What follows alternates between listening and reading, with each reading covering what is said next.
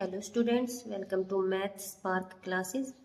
आज करेंगे question number 3 exercise 1.1 का। क्या दे रखा है? Find the LCM and HCF of following integers by applying the prime factorisation. आपको प्राइम फैक्टराइजेशन मेथड अप्लाई करके आपको तीन नंबर दिए हुए हैं, उनका एलसीएम और एचसीएफ फाइंड आउट करना है। तो सबसे पहले करेंगे फर्स्ट पार्ट क्या दे रखा है? 12, 15 एंड 21। आपको पहले इनकी क्या करनी है? प्राइम फैक्टराइजेशन करनी है। तो द प्राइम फैक्टराइजेशन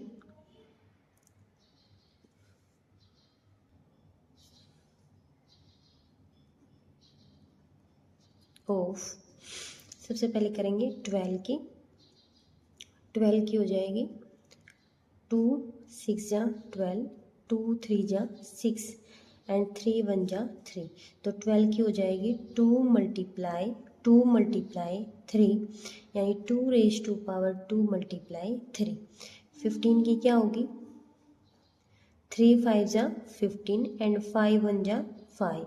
तो 15 की हो जाएगी 3 मल्टीप्लाई 5 एंड 21 की क्या हो जाएगी?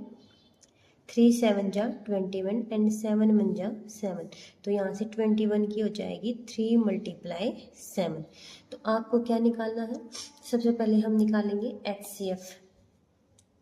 HCF of 12, 15 and 21। तो एचसीएफ में हम क्या करते हैं? जो कॉमन प्राइम नंबर होता है उसकी क्या करते हैं? मिनिमम पावर लेते हैं। तो यहाँ से 12 में देखो 3 आया हुआ है, 15 में भी 3 आया हुआ है और 21 में भी क्या आया हुआ है? 3 आया हुआ है। तो यहाँ से मिनिमम पावर कितनी है? 3 की 1। तो एचसीएफ कितना हो जाएगा? 3। अब निकालेंगे एलसीएम ऑफ 12, 15 एंड 21। एलसीएम में क्या करते हैं? हर एक प्राइम फैक्टर की मैक्सिमम पावर लेते हैं। अब यहाँ पे 2 की मैक्सिमम पावर कितनी है? 2 स्क्वायर एंड 3 की मैक्सिमम पावर तीनों में कितनी है? 3 raise to power 1, 5 raise to power 1 and 7 की कितनी है? 7 रेज टू पावर 1। यानी ये क्या हो गया? 4 मल्टीप्लाई 3 मल्टीप्लाई 5 मल्टीप्लाई 7। तो क्या हो जाएगा? 4 3 जा 12, 12 5 जा 60, 67 जा 420। तो एचसीएफ कितना आया है? 3 और एलसीएम कितना आया है? 420। तो यहाँ से the HCF and LCM of 12, 15 and 21 are 3 and 420। अब आपको सेकंड पार्ट दे रखा है। सेकंड पार्ट में है 17, 23 एंड 29। देखो तीनों ही आपको प्राइम नंबर दे रखे हैं और जब प्राइम नंबर दे रखे हों डिफरेंट तो उनका एचसीएफ 1 होता है। तो यहाँ से HCF of 17, 23 and 29 is equal to 1। Reason भी लिख सकते हो, because all are prime number. अगर हम एलसीएम निकालेंगे तो एलसीएम में क्या करते हैं? डायरेक्ट तीनों की मल्टीप्लाई कर दो। तो एलसीएम कितना हो जाएगा? 17 मल्टीप्लाई 23 मल्टीप्लाई 29। 17 3 जा 51 कैरी 5, 17 2 जा 34 प्लस 5 39 मल्टीप्लाई 29। यहाँ से 29 1 जा 29 कैरी 2 चली गई, 29 9 जा 261। तो यहाँ से क्या हो जाएगा? पहले से 2 कैरी थी तो 261 में प्लस 2 कर दोगे तो 263। तो अब कैरी कितनी चली गई है? 26। 29 3 जा 87। तो कितना हो जाएगा यहाँ से 6 7 13 कैरी 1, 8 और 2 10 और 1 11। तो यहाँ से क्या आ गया है 11,339 इसका क्या आ गया है एलसीएम आ गया है। तो क्या हो गया है the HCF and LCM of 17, 23 and 29 is 1 and 11,039। Third part दे रखा है 8, 9 and 25। थर्ड पार्ट क्या है 8, 9 and 25। 8 की प्राइम फैक्टराइजेशन क्या रहेगी 2 × 2 × 2 यानी 2⁻³ आप चाहो तो ऐसे करके भी देख सकते हो, बट ये आसान है तो डायरेक्ट भी लिख सकते हैं। 9 का क्या रहेगा 3 × 3 यानी 3² एंड 25 का क्या रहेगा 5 × 5 यानी 5²। तो यहाँ से हम सबसे पहले क्या निकालेंगे HCF of 8, 9 and 25 is equal to HCF कैसे निकालते हैं जो भी कॉमन प्राइम फैक्टर होता है उसकी मिनिमम पावर लेते हैं। अब देखो तीनों में से कोई भी कॉमन प्राइम फैक्टर नहीं है तो इस वजह से HCF कितना आ जाएगा 1। अब क्या करेंगे LCM लेंगे LCM ऑफ 8, 9 and 25। तो क्या हो जाएगा जो भी प्राइम नंबर है उसकी maximum power.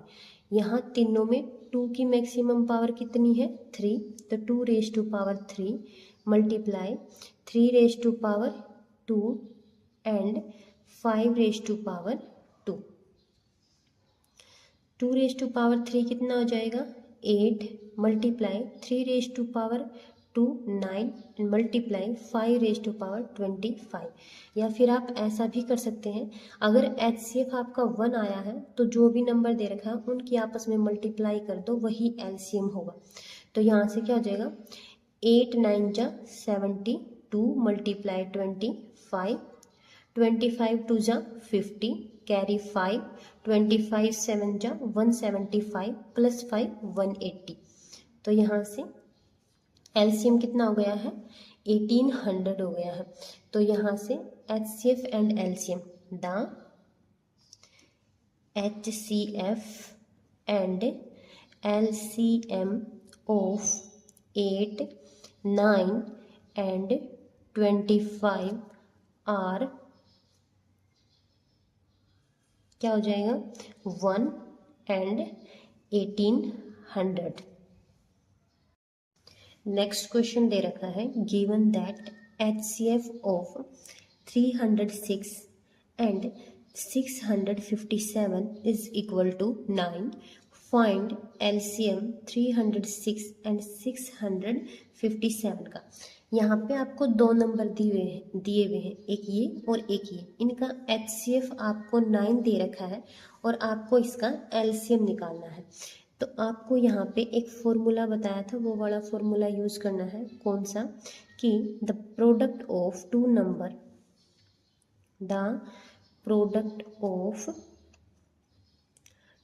Number is equal to product of HCF and LCM of these numbers.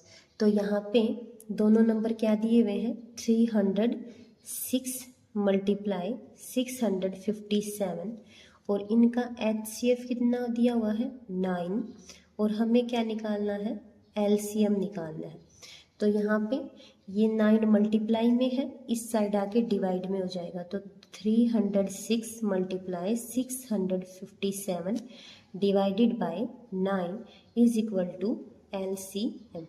तो 9 1 जा 9, 9 3 जा 27 और 9 4 जा 36। अब आप क्या करो 657 की और 34 की मल्टीप्लाई करो। 4 7 जा 28 कैरी 2, 4 5 जा 20 प्लस 2 22 कैरी फिर से 2 चली गई और 4 6 जा 24 प्लस 2 26 मल्टीप्लाई 3 7 जा 21 फिर से कैरी 2 चली गई 3 5 जा 15 15 और 2 17 कैरी 1 और 3 6 जा 18 और प्लस 1 19। तो यहाँ से कितना हो गया है 8 3 एंड 6 एंड 7 13 कैरी 1 9 और 2 11 और 1 12 कैरी 1 एंड 2। तो यहाँ से दोनों की मल्टीप्लिकेशन कितनी आएगी 22,338 इज इक्वल टू एलसीएम। तो यहाँ से the LCM of 306 and 657 is equal to 22,338। Question number 5 दे रखा है check whether 6 raised to power n can end with the digit 0 for any natural number। इसने बोला है कि इस n के लिए, यानी n क्या है, एक नेचुरल नंबर है और इसकी कोई भी ऐसी पावर एग्जिस्ट, यानी इस n की कोई ऐसी वैल्यू एग्जिस्ट करती है जिससे जो 6 की पावर n है वो क्या है 0 पे एंड कर जाए। यानी जैसे 6 की पावर 1 कितनी है 6 है, 6 की पावर 2 कितनी है 36 है, 6 की पावर 3 कितनी है 216 है। तो यहाँ पे लास्ट डिजिट क्या है 6 है। तो इसने बोला कि ये ऐसे 1 2 3 और ऐसे ही करते करते क्या कोई ऐसी पावर एग्जिस्ट करेगी जिसकी पावर करने के बाद ये लास्ट डिजिट क्या हो जाए 0 हो जाए। ठीक है, तो सॉल्यूशन करेंगे। सॉल्यूशन, तो यहाँ से द प्राइम फैक्टराइजेशन ऑफ 6 क्या रहेगी, द प्राइम फैक्टराइजेशन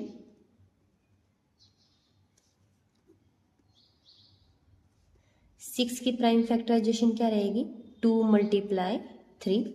क्या करो दोनों साइड n पावर लो, 6 की power n is equal to 2 × 3 raised to power n, where n is any natural number. n को आप कोई भी नेचुरल नंबर ले सकते हो। फिर यहाँ पे 6 हैज़ 2 प्राइम फैक्टर। 6 के क्या क्या प्राइम फैक्टर आए हैं 2 and 3। 6 हैज़ 2 प्राइम फैक्टर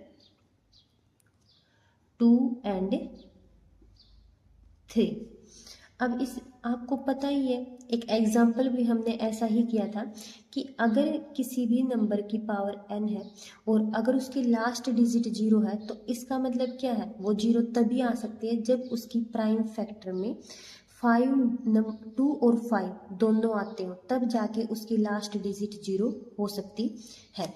अब इसमें देखो जो प्राइम फैक्टर है सिर्फ 2 और 3 है, अगर इसमें 5 और होता तो लास्ट डिजिट 0 आ सकती थी, लेकिन अब 5 नहीं है तो लास्ट डिजिट कभी भी 0 नहीं आएगी।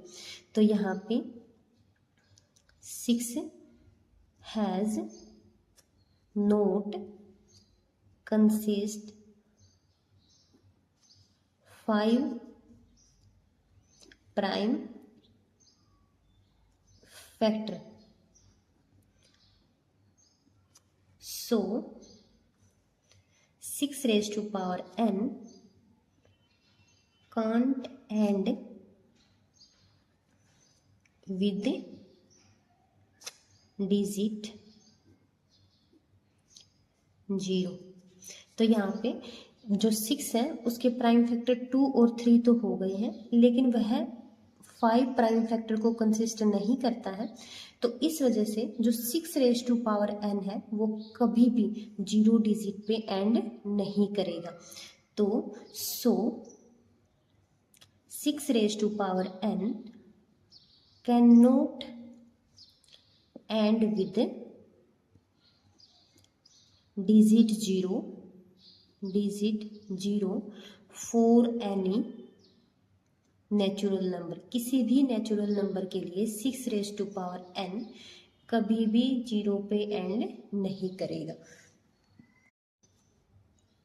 क्वेश्चन 6 दे रखा है, explain why 7 multiply 11 multiply 13 plus 13 and 7 multiply 6 multiply 5 multiply 4 multiply 3 multiply 2 multiply 1 plus 5 are composite number.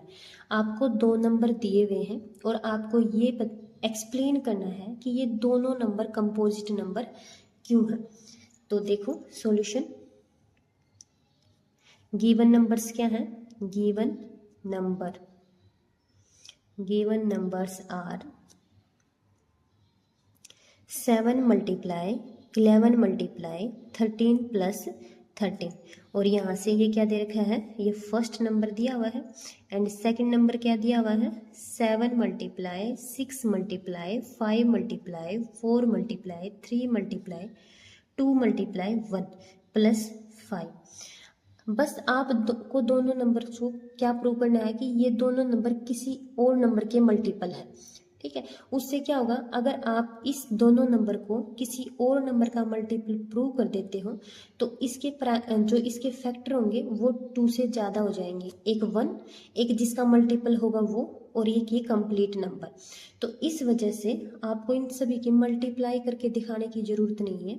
यहाँ से देखो पहले नंबर में क्या दे रखा है, 7 मल्टीप्लाई 11 मल्टीप्लाई 13 प्लस 13। यहाँ पे आपको दो टर्म दी हुई, एक ये और एक ये, बीच में क्या साइन है, प्लस का। तो इन दोनों टर्म में एक नंबर कॉमन है, क्या, 13। तो यहाँ से 13 बाहर निकालो तो क्या हो जाएगा, 7 मल्टीप्लाई 11 और यहाँ से 1 बच गया है प्लस 1। तो यहाँ पे इस पूरे के पूरे नंबर को आप क्या मान लो, 13, इसको मान लो, मान लीजिए p मान लिया, तो यहाँ लिख दो let p is equal to 7 multiply 11 multiply 1 plus 1। ठीक है, ऐसे ही सेम इसमें करो। देखो ये आपको एक पूरी टर्म दी हुई है और एक ये 5 दिया हुआ है, दोनों में कॉमन क्या है, 5 है। तो यहाँ से 5 कॉमन निकालोगे तो क्या बच जाएगा, 7 multiply 6 multiply 4 multiply 3 multiply 2 multiply 1। अब देखो 5 बाहर निकाल दिया था तो इस वजह से मैंने इसमें 5 इंक्लूड नहीं किया है, प्लस 1। तो यहाँ पे आप इसको क्या मान लो, पूरी की पूरी टर्म को q मान लो। तो q इज इक्वल टू क्या हो गया है, 7 multiply 6 multiply 4 multiply 3 multiply 2 multiply 1 plus 1। देखो अब यहाँ पे जो ये नंबर दिया हुआ है पूरा, इसका क्या है, एक फैक्टर 1 है, एक 13 है और एक पूरा ये 13p है। ठीक है, और यहाँ पे इसका जो अगर हम फैक्टर करेंगे तो क्या हो जाएगा, एक 1 हो गया है, एक 5 हो गया है और एक ये 5q हो गया है, 2 से ज़्यादा फैक्टर हो गए हैं। तो इस वजह से ये दोनों के दोनों क्या रहेंगे, कंपोजिट नंबर रहेंगे। यहाँ पे हमने इसको 13 का मल्टीपल दिखा दिया है और यहाँ पे हमने इसको 5 का मल्टीपल दिखा दिया है। तो यहाँ से equation number first and equation number second, तो यहाँ से from first and second, first और सेकंड से क्या दिखा दिया हमने कि given numbers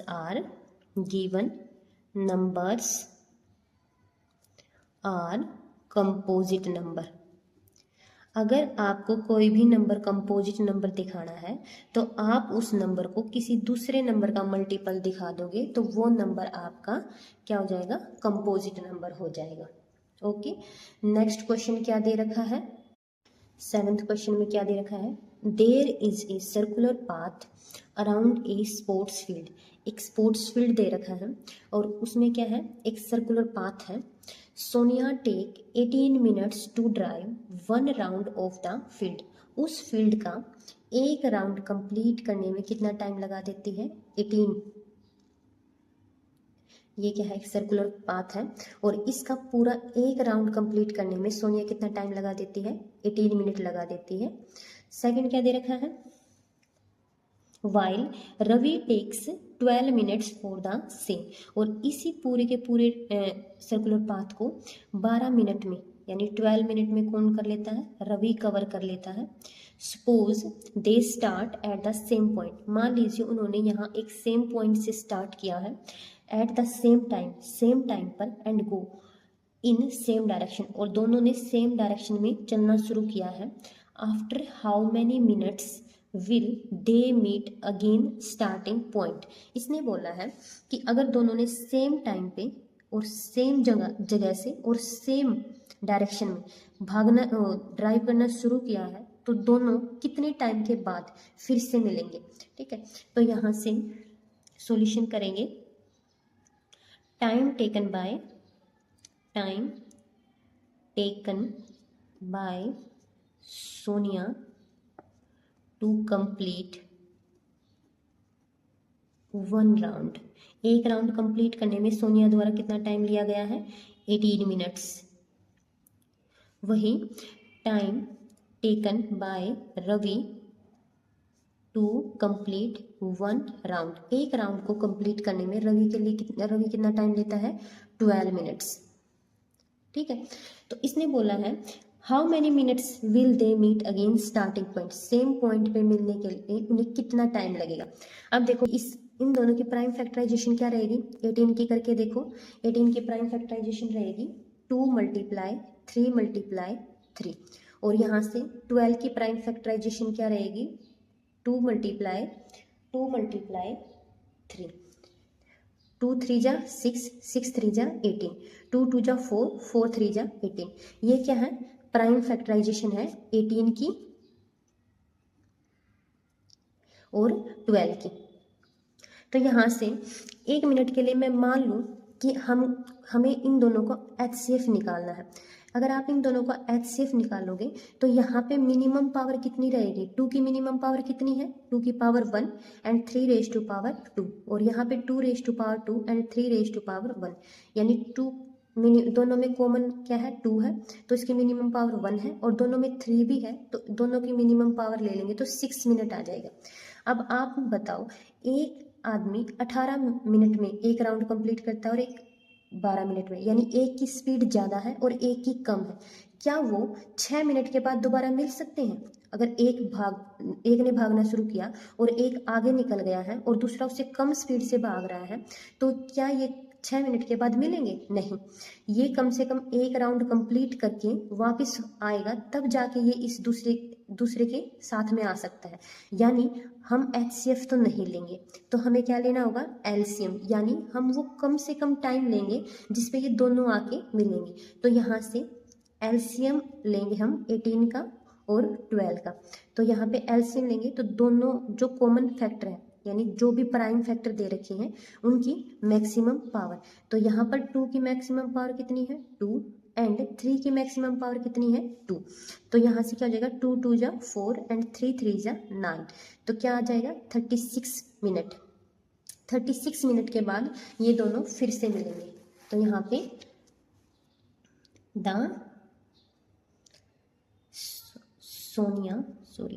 Sonia and Ravi meet again after 36 minutes.